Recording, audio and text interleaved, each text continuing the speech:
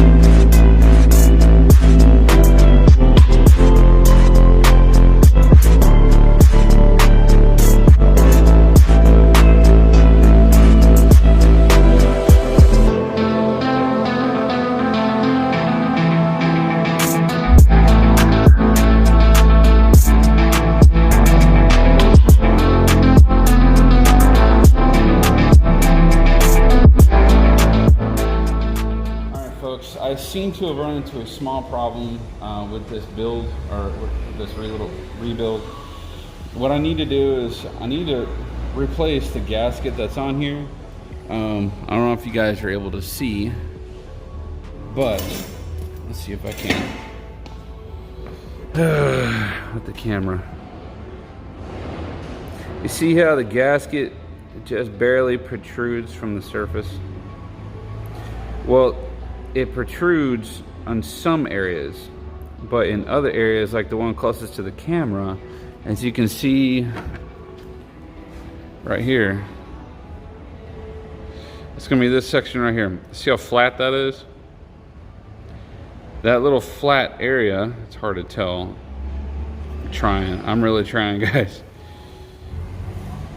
That little flat area, that is a fuel leak right there. All the rest of the gasket sticks up, which means it's going to have a good seal, but the problem is that is going to leak. Another issue that I have with this is I've already started taking everything apart. I'm going to end up cleaning it. Let me shift you guys over to my GoPro real quick, and I'll explain it a little bit better there. All right, like I said, I've run into a small problem. The gasket on this side here, I know you probably can't tell. This side over here is flat. There's a couple of other areas where it's still flat, but it still kind of protrudes up, and I can't trust this gasket anymore. And when I was taking all this apart, I noticed that there's a little bit of garbage inside here, so I'm gonna clean this out pretty thorough. That looks like it's your an adjuster. I'm not gonna mess with those. Let's see what else needs to be swapped out. I think this carburetor was leaking and this one was leaking. I think this one, I'm not entirely sure, but I know this one for sure was leaking, and then this one started leaking really bad toward the end. All right, so now that I know that these little shims that are inside, I already installed the 2 shims on here. I've already checked these diaphragms. They're still really pliable. These are really good. I'm going to reuse these. All right, this is for one of the cylinders. This is for the other one. And I'm going to get separate bags so I can keep them all organized. But I'm going to take all this stuff apart and then clean it and then put it all back together. One step at a time. So, but yeah, this is the one that started giving me issues from the very beginning. So let's see what that one shows. It still looks pretty clean. Looks like that float sticks.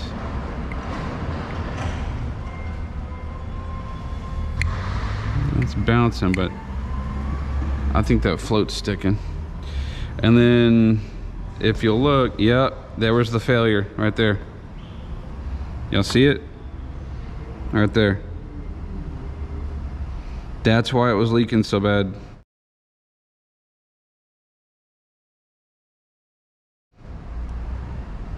Because the gasket went on incorrectly.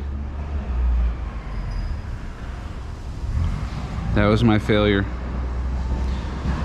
That was me. I did that, and I'm gonna have to own that one. I can't believe I did that. Oh, I feel so stupid. But, you know, it happens, guys. It happens. Okay, how do you get this pin out of this little tower? Well, so come up underneath it and you sweep up. Let me show you again. Put some light on that. It's just the way it's shaped. Come up underneath it and pull up. For some reason, it's like the way it's shaped is designed to push that pin back out for you. So I mean, I guess you can come in with a little screwdriver maybe and kind of push it over to the side. You can do that. You cannot come in from the top. You gotta go in from below. Let's do it with a pick. That way you guys can see. I'm just rolling up, working my way up, pulling straight up. And then with some needle nose, pull that pin straight out. I'm keeping everything all separate, and I'm gonna go get a bag to keep these things all separate. So I will be cleaning all this stuff at a later time. All these things, they look good. There's no springs on them. Also, I cannot use I can't use that other gasket kit because they sent me the wrong one. So that kind of sucks. It really does. I'm not really happy with that. When you go to pull these jets off, you got to be really careful. I try to get it on there as square as I can, and then I'll give it a little bump. You hear it crack? Just a little bitty bump. I don't try to keep steady tension and torque. If you do that, you have a chance of accidentally stripping it out. These I'm tossing. I'm not going to keep them. I'm going to get rid of them because I have new ones over here. I'm jetting it up. Same thing with this. A little bit of I'm just giving a little bit of torque on my wrist. In fact, I'll even hold it, and as I squeeze, it's like it's rotating the screwdriver, and it's just enough to get these things to break free without stripping them. So, and then I'm gonna get this off of here. I use a 7mm socket. That works just wonderfully. Just throwing it out there. 7mm. I'm going to be cleaning that and reusing it. So, but that's what I'm going to do, is I'm going to take all this stuff apart and keep it all isolated. To get this off of here, I'll show you guys really quick.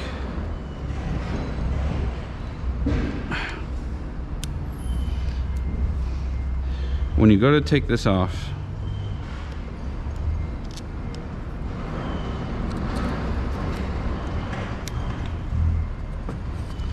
you want to be very careful, because this is also spring loaded.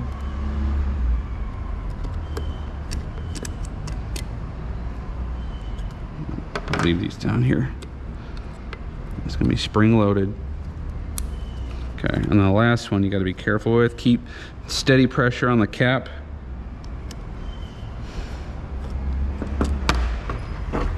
Put that to the side, and then, because if I let it go, that spring pushes it out. So keep a good grip on that. Straight out, reach in, grab the spring, pinch and hold, and then pull the lid away. Easiest way to do it. Set that to the side, and then slowly bring out the spring so nothing else falls out. And then you can use your pick carefully, because I may need to just reuse this piece here, because the diaphragm looks good. This is your butterfly, or the slide. Come straight out, and there's your needle. Now you're probably wondering, how in the hell are you gonna get that out of there? How does this work? Simple. After reviewing the video, I realized that the GoPro had a poor angle and you guys really couldn't see what was going on. So here is the next day. I took a better video of this so you guys can see thoroughly what I'm doing. You can see I take the screw from the cap itself, and on the center of that diaphragm there's that plunger for the fuel needle. You can thread it in all the way until it bottoms out, and then go to pinch it, and as you do, you can even turn it around and roll it, and you'll feel that O-ring break free. And when it does, the plunger comes out. See, it's right there. And then I'll just set that off to the side, and you'll get back to that in a minute. And then on the inside, you'll see the fuel needle down there at the bottom. So with your other hand, you just push the needle straight up to where it comes up to the top. Pull the needle out, and then you can see the shim down at the very bottom. That's the stock one for the Honda. So I'll take the fuel needle, I set it off to the side, and put everything down. And I already pulled out the 2 shims that came with the jet kit. And these are the 2 shims that are going to go on the fuel needle itself. Now you want to put the shims on there first, and then the one that is down on the base of that diaphragm or the butterfly, you want to leave that down there. So as you see it here, that's how it's supposed to be. And then you carefully take the needle itself and you put it back down inside through the other shim. And once you get it in there, then you're done. Now I made a mistake. I accidentally let one of the shims go, and I let it fall down by accident. I had to pull it back out. So make sure that whenever you put them in there, make sure they're all the way in, and one of them doesn't fall out and fall to the side. So you got 1 and 2, and I'm going to make a second attempt at this because it kind of slipped out of my grip, but I was able to just barely get it in there the second time around. Which I did, and I just dropped it in there, and you would hear it just clink right in. And that's what I'm after. So, and then when you're finished with that, you grab the actual plunger itself, and you're going to push it all the way back in, and you'll feel the O-ring set. So you'll feel it click into place, and the way to know is when the actual shaft that the plunger you put in there is flush with the bottom of the cap. unthread the screw and you're done. And I'll be taking all this other stuff apart. But yeah, I'm actually kind of surprised. I can't believe I did that. Just that right there. See how it's cut? That's why she was leaking fuel. And this was a brand new gasket. I can't believe I screwed that up. So I'm just kind of curious what happened with this one. This one's been leaking from like the beginning. It's been leaking for quite some time. I got some varnish that's on the inside, a little bit of junk. So I'm gonna clean all of this off camera. I'm not gonna, you know, bore you guys with cleaning this stuff. All right, y'all see this little screw right here? This is your mixture screw. Here's your little port for it. I think this is your air fuel mixture screw, and each one of them has one. So whenever you go to sync all your carburetors, this is what you're messing with.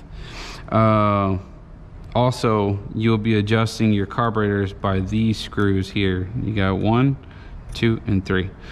I can't remember exactly what goes where. So this is your main one. So whatever you adjust your carburetor, I think it's going to be, it's your throttle side. This is the carburetor that is probably like cylinder 1 or something like that. I don't remember exactly, but you'll set the idle or your sync, all these other carburetors, by this one. This is your base. So whatever you set this to, then you come back and you adjust this screw, which will adjust the throttle for this one, and then you'll combine these and make sure that they're in sync, and then you'll come back and you'll do these other two and adjust them with these. I'm sorry, there's a lot going on here, but we'll cover that in a later video. But let's go ahead and continue on. I'm gonna leave these under here. I got Ziploc bags, so I'm gonna put all this stuff together. I'm gonna clean this. So let me go ahead and break this free. See, that is open. We're done there. I'm not gonna take anything else off. I just want this open here.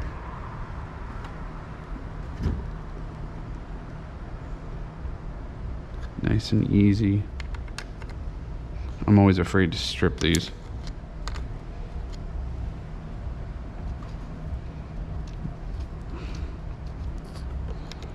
Anyway. Yeah, I'm always afraid to strip them. Just take your time. Just a little bit of a crack. I just want to see the gaskets on every one of them and see where did I screw up in the beginning. Now mind you, I was learning a lot with this one. This is my first V-twin, not V-twin, but V4 motorcycle.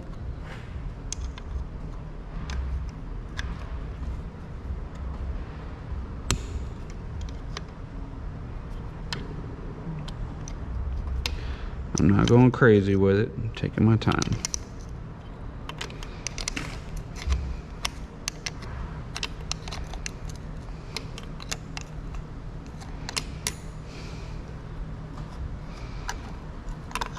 Now, I know Honda could have come up with a better design,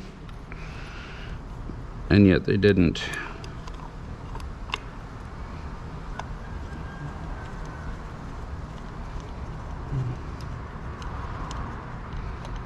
Alright, let's see what this one has in store for me.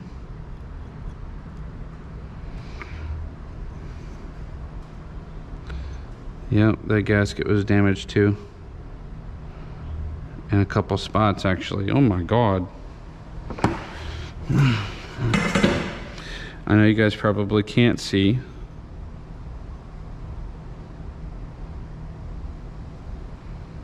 Wow. Now this was the problem child. This one was really bad. See that this other area here is okay. The problem was right here. See, I'm looking close. There's an indentation here,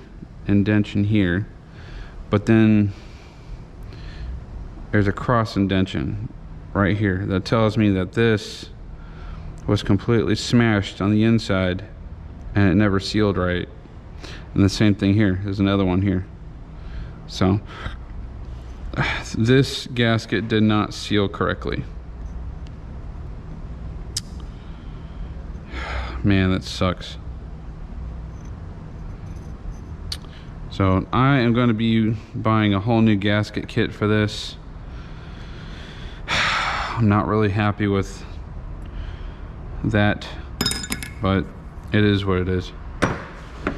So let's go ahead and come in from underneath. Wiggle, wiggle, wiggle. Pops the pin out. I said the pin pops out. Come on. There we go. Pull this out. Pull that up. I think this is new. I do believe so. I'm just gonna set that right here. No, small one first.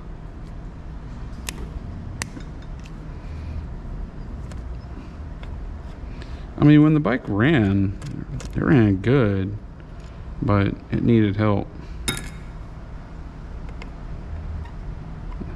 This is my first V4. So you learn a lot.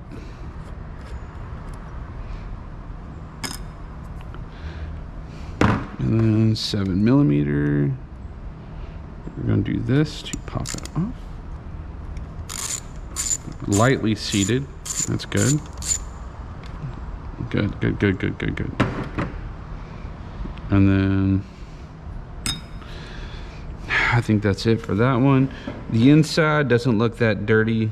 It doesn't look bad. But you can definitely tell. See it, the clean. You can see where the other gasket was at. But then you can also see where it wasn't even touching. It's nice and clean right here. It wasn't even touching. Oh man, I'm surprised it wasn't worse.